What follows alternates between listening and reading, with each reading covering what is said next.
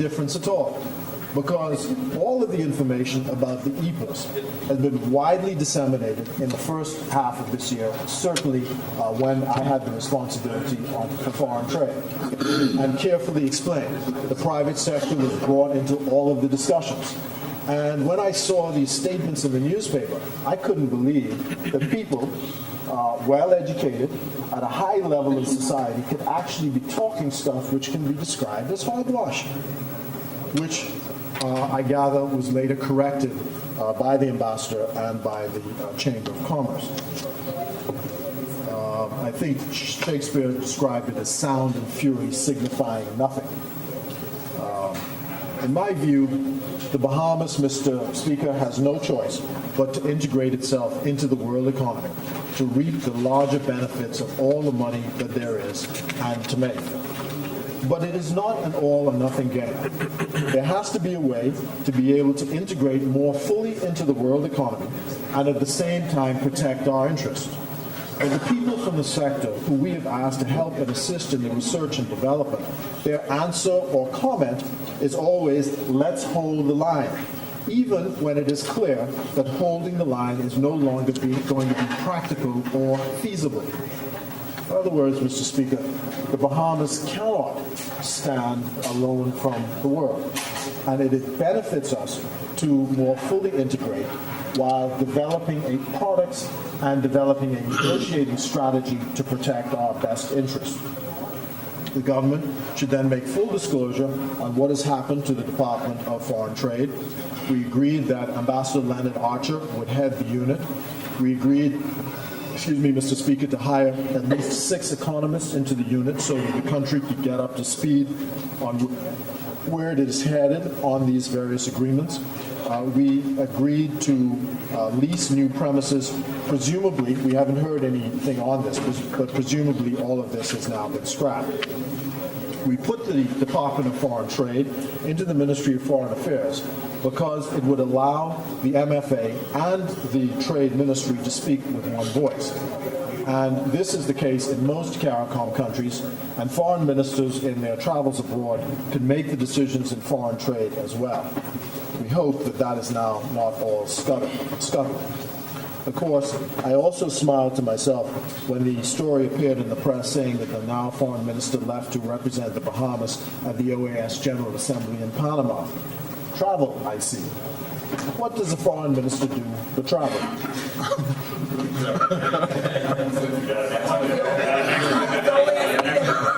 And in a couple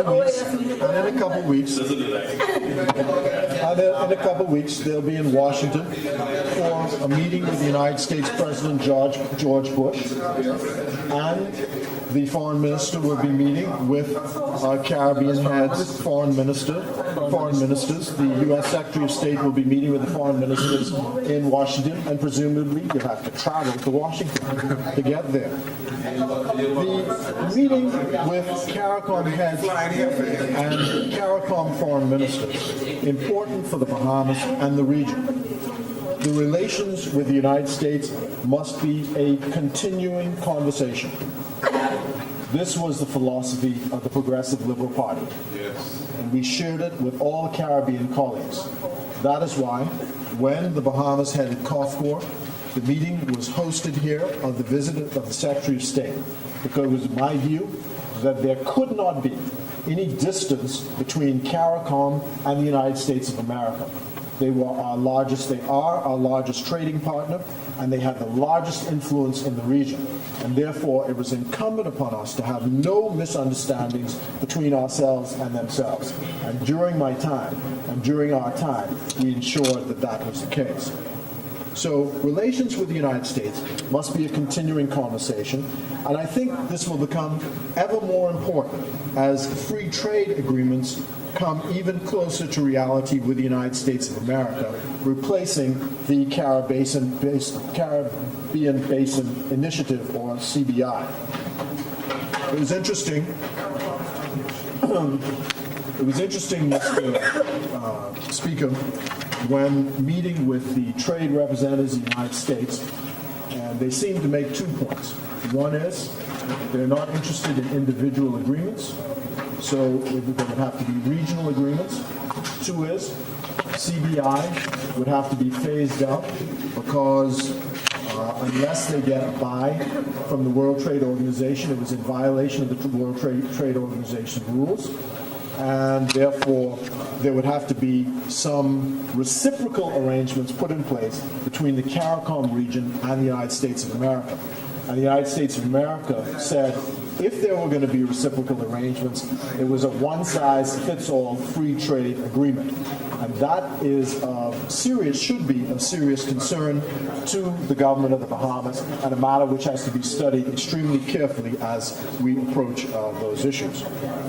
Before I have, Mr. Speaker, advocated that one of the things that the CARICOM region ought to seek in its trade relations with the United States is visa-free access for all CARICOM citizens into the United States, as they have visa-free access into our countries.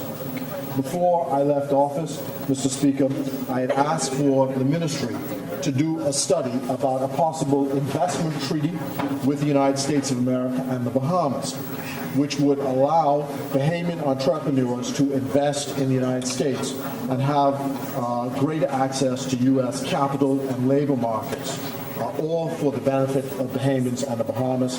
And I hope that the new administration will follow up on that as well.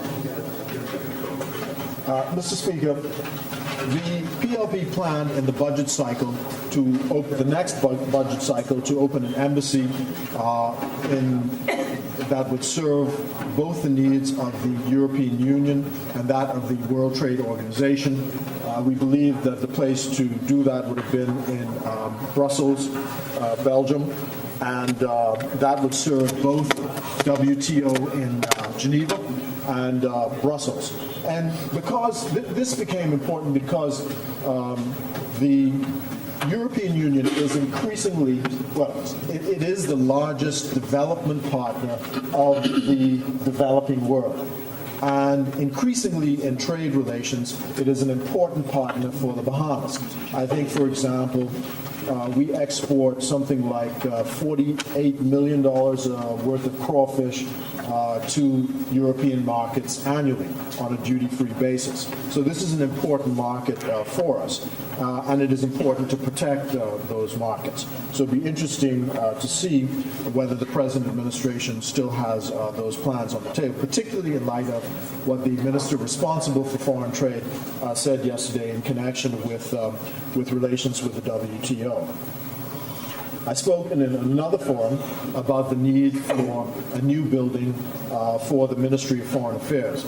I said earlier that the ministries have now moved, but there needs to be an appropriate building to house the Ministry of Foreign Affairs. Unfortunately, we didn't get it done on our watch, but it needs to be done.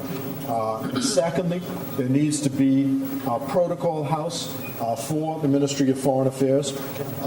It may be that now that Buena Vista is owned by the government, that this should be repaired and refurbished so it can serve as a protocol house. Mr. Speaker, a protocol house would be a space for government officials to host small conferences, receptions for foreign ministers and other visitors who come to the country, to put up foreign visitors when they come to the Bahamas instead of a hotel. The Prime Minister would be able to host similar events in the absence of a home for the Prime Minister.